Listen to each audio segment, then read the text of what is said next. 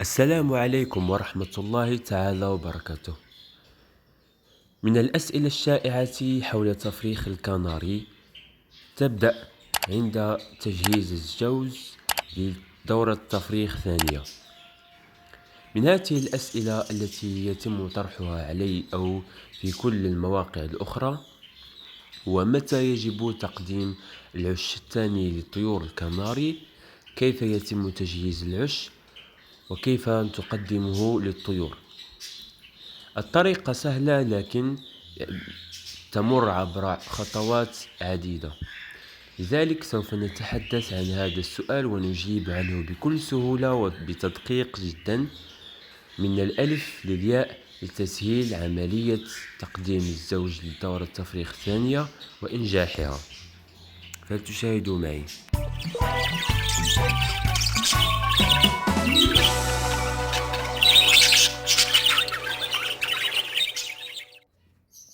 عند وصول فراخ الكناري لليوم 14 يمكنك تجهيز الزوج لدورة تفريخ ثانية.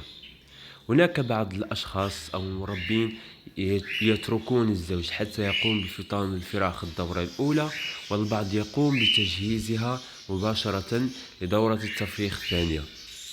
لذلك بعد وصول فراخ لليوم 14 نقوم بأخذ العش الأول، نقوم بتنظيفه جيدا وبتطهيره، ثم نقوم بأخذ العش كما تشاهدون داخلي من الأحسن، والقيام بتثبيته في أسفل نقطة في القفص في الجهة المقابلة للعش الأول. بالنسبة لمكان العش الأول أي الذي كان فيه الفراخ للدورة التفريخ الأولى، نقوم بتطهير المكان وغسله ورش بعض المبيدات الفاش فيه. كما تشاهدون أقوم باستعمال هذه القطعة حتى عندما أرش المبيد الفاش لا أرش الطيور أو الأكل أو أي شيء آخر، لأنه يمكن أن يؤثر عليهم.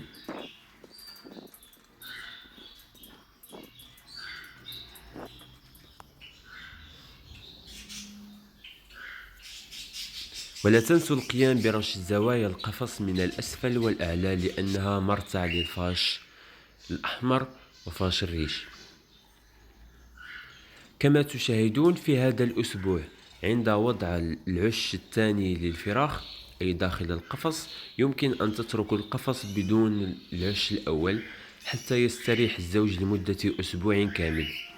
نقوم بهذه الفترة بوضع الفيرتيفيت إذا تمكنتم من ذلك، وذلك حسب خصوبة ونشاط الزوج. وأيضا نكمل على التغذية الجيدة والبروتينية. عندما ترغبون في تجهيز الزوج للعش الثاني أي لدورة التفريخ الثانية، نقوم بإحضار العش الأول الذي قمنا بغسله وتنظيفه ورشه بالمبيدات، ثم نحضر اللبادة الداخلية ونضع عليها البودرة الفاش، ثم نقوم بتثبيت اللبادة الداخلية. نحضر شوكة أي إبرة بها خيط ونقوم بتثبيت اللبادة مع العش البلاستيكي أي القاعدة بشوكة والخيط. نقوم بإدخالها في الثقوب الموجودة في أسفل العش، ثم نقوم بقطع الخيط بهذه الطريقة حتى تثبت اللبادة داخل العش ولا تقوم الأنثى بإزالتها وتحريكها فلن تبيض فيها. وأيضا نقوم برش البودرة في داخل العش لكن دون رش في المركز العش، لأنه المكان التي ستحضن فيه الأنثى وتضع فيه البيض. يمكنكم أيضا أن ترشوا بالرشاش، وتلك إضافة جيدة. وأيضا لا ننسى العش الخارجي البلاستيكي المربع، لأنه يكون غالبا مرتعا للفاش، لذلك نقوم برش كل الزوايا أو الثقوب التي يمكن أن يختبئ بها الفاش، ثم نرشها برشاش حتى تثبت البودرة فيه. ثم نحضر الحاوية التي سنضعها بها مواد التعشيش. تقوم بأخذ الكمية التي ستأخذ منها الأنثى لتبطين عشها، ولا نقدم كمية كثيرة جدا حتى لا تفسد في أرضية القفص وتقوم الأنثى بتضييعها من أجل لا شيء.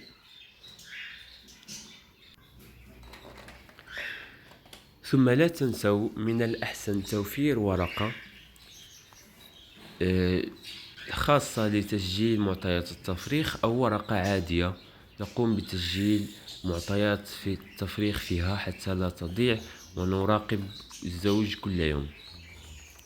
نقوم بأخذ بعض البشنة أو بذور التي يستهلكها الزوج ونفرغها في تلك القطعة التي توجد بالعش. إذا لم تتوفر لديك سوف نتحدث عنها في مقطع آخر.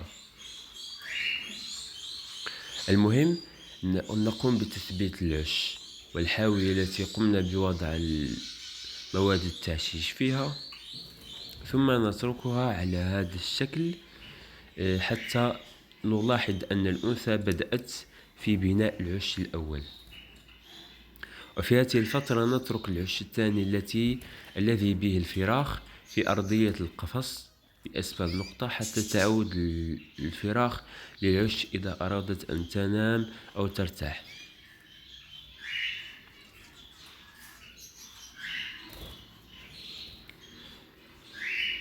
سنداوم على التغذية الجيدة والبروتينية للفراخ والزوج بتوفير البيض بشكل يومي، وأيضا بالخضروات كل يوم أو كل يومين.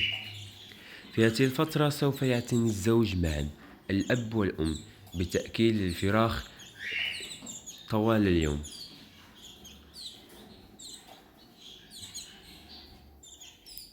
وسوف يلبون لهم بأحسن رعاية جيدة يطلبونها منهم.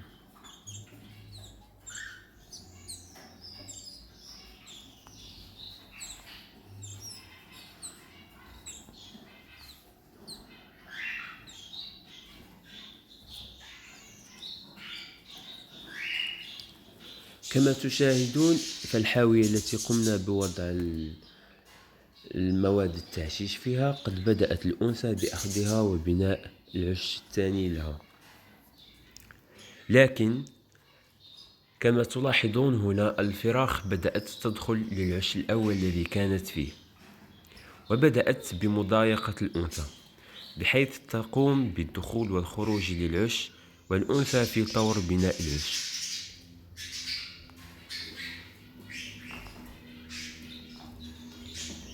في هذه الفترة يمكن أن يواجهك مشكلين، وهي نتف الأم للفراخ والأب أو تعنيفها للفراخ بسبب مضايقتها لها، أو المشكل الثالث وهي أن تقوم الفراخ بالدخول وتخريب العش بسبب قلة خبرتها، أو تقوم بتكسير البيض عن طريق الخطأ.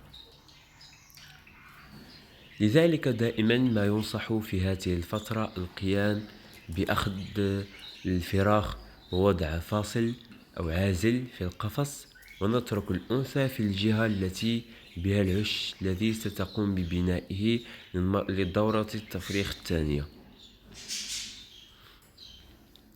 ونترك الفراخ مع أبيها حتى تكمل الأنثى بناء العش.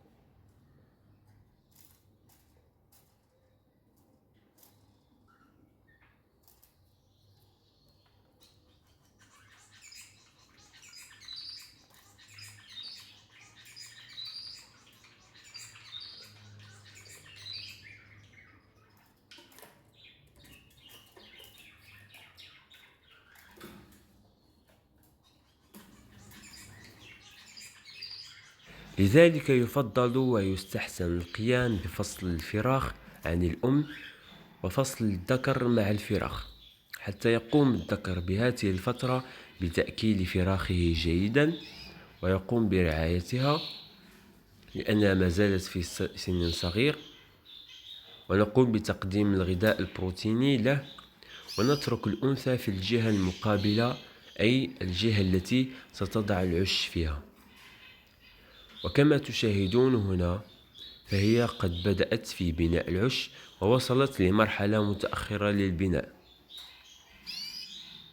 لذلك كملاحظة مهمة يجب القيام بإعادة الذكر للأنثى قبل أن تضع البيضة الأولى.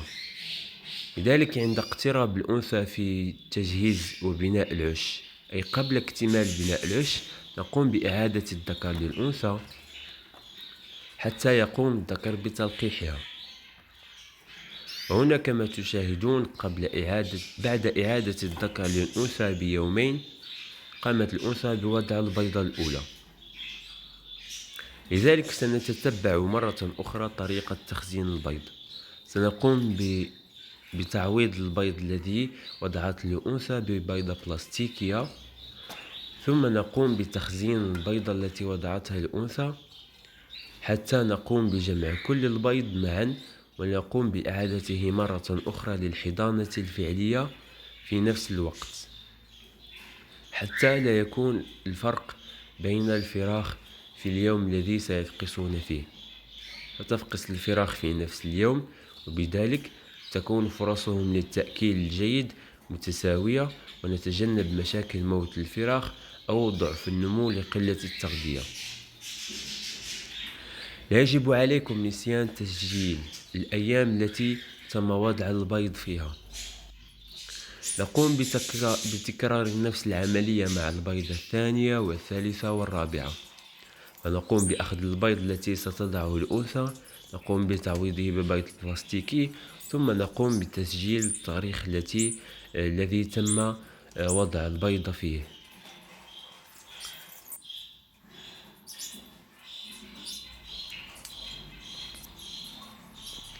هناك بعض الإناث على حسب خبرتكم وتعاملكم مع الإناث التي لديكم، هناك من يضع 4 بيضات أو 5 أو 6 أو 7. لذلك يجب التعامل مع الحالة الخاصة التي لديك حتى تعلم متى تقوم بإعادة البيض، أي في البيضة الرابعة أو حتى البيضة الخامسة، لأنه في هذه الفترة سيحتاج البيض للتلقيح، وسيقوم الذكر بتأكيل الفراخ من بين سلك العازل، وستقوم الأنثى بحضانة البيض البلاستيكي لأنها تلك غريزتها. لذلك سنتركهم على هذه الحالة حتى نتأكد أن الأنثى قد قامت بوضع آخر بيضة، أي بعد وضعها للبيضة الخامسة أو السادسة.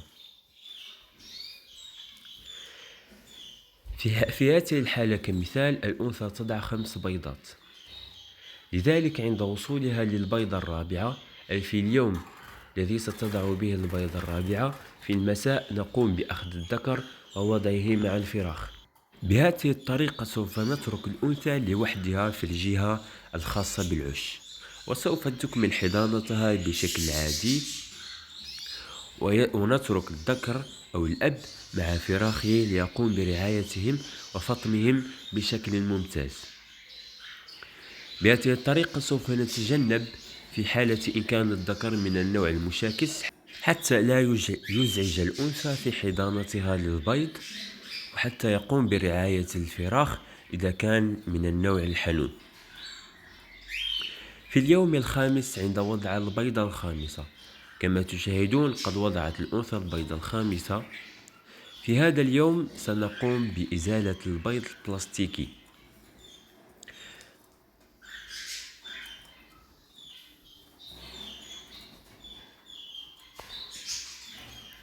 سنقوم بإعادة البيض الذي قمنا بتخزينه ونعيده للعش حتى تبدأ الأنثى في حضانة البيض في يوم واحد.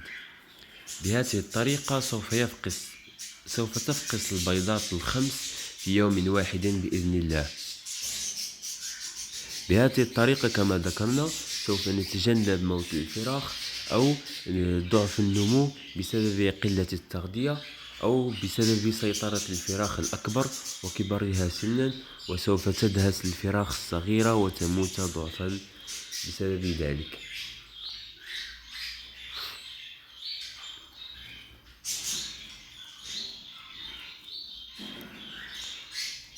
الآن بما أن الحضانة الفعلية قد بدأت، سوف نترك الأنثى تقوم بحضانة البيض لوحدها، وسوف نقوم بترك الأب مع فراخه حتى يقوم بفطام الفراخ. بالنسبة لطريقة تجهيز الفراخ للفطام وطريقة فطامها سوف نتحدث عنه في المقطع التالي إن شاء الله. وسوف نذكر أيضا النظام الغذائي الذي يجب اتباعه وطريقة رعاية الفراخ والنجاح في مرور التفريخ وأيضا بنقلهم لبر الأمان. في هذه الفترة سوف نلاحظ أن الأنثى ستمكث على البيض وتخرج من فترة لأخرى، وإذا كان الذكر من النوع الحنون سوف يقوم بتأكيل الأنثى هي أيضا من بين سلك العازل،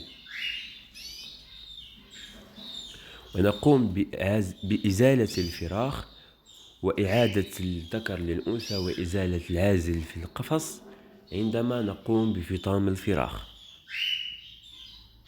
وتلك تكون نهاية هذا السؤال والإجابة الجيدة والكاملة.